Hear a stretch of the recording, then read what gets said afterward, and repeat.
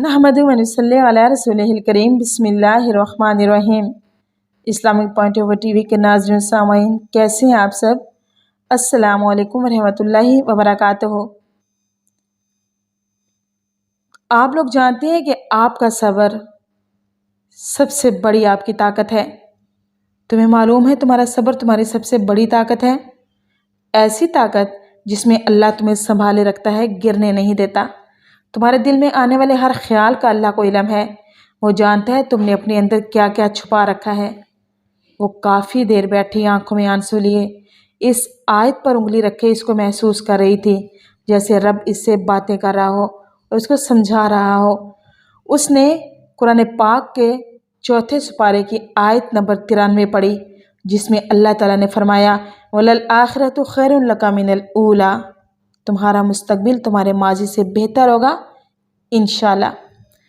कुछ रिश्ते ऐसे होते हैं जो अल्लाह रब्बुल इज़्ज़त खुद ब खुद ख़त्म करवा देता है ताकि वो हमारे लिए अजियत ना बने। बेशक अल्लाह जो करता है वो बेहतर करता है। मेरे मोअज़्ज़ज़ बहन और भाइयों, अस्तग़फिरुल्लाह की फजीलत से कौन वाकिफ़ नहीं है। मैं आपको आज ऐसा वजीफ़ा बताऊंगी कि जुमे वाले दिन आप लोग किसी भी नमाज के बाद अगर 3 बार उस अस्तग़फिरुल्लाह को पढ़ लेंगे तो आपके समंदर की झाग के बराबर भी गुनाह है तो अल्लाह ताला उनको धो देगा। पहले मैं आपको अस्तग़फिरुल्लाह के फ़जीलत के बारे में अहादीस बयान कर दूं ताकि आप जान सकें कि अस्तग़फिरुल्लाह की कितनी फ़जीलतें हैं। उसके बाद मैं आपको वो अमल बताऊंगी।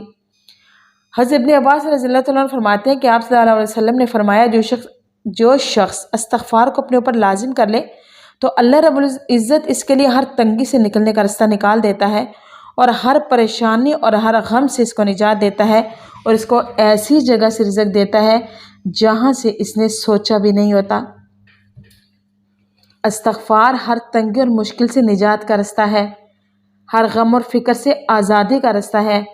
जहाँ से गुमान भी ना हो वहाँ से रिज़्क़ हासिल होता है।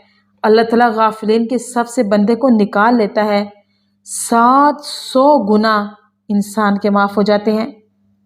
अल्लाह रब्बुल इज़्ज़त हमें अपने नबी की बातों पे और अहादीस पे अमल करने की तौफीक अता फरमाए। जो शख्स जुमे के दिन नमाज फ़जर के बाद या नमाज फ़जर से पहले या पांचों नमाजों में से किसी भी नमाज के बाद या उससे पहले 3 बार अस्तग़फिरुल्लाह अल्लज़ी ला इलाहा इल्ला हुवा व अतूबु इलैह, बेहतर सबसे पहले ये होगा कि आप फजर की नमाज से पहले इसको 3 बार पढ़ें। अगर ना पढ़ सकें तो आप किसी भी नमाज के बाद इसको 3 बार पढ़ें।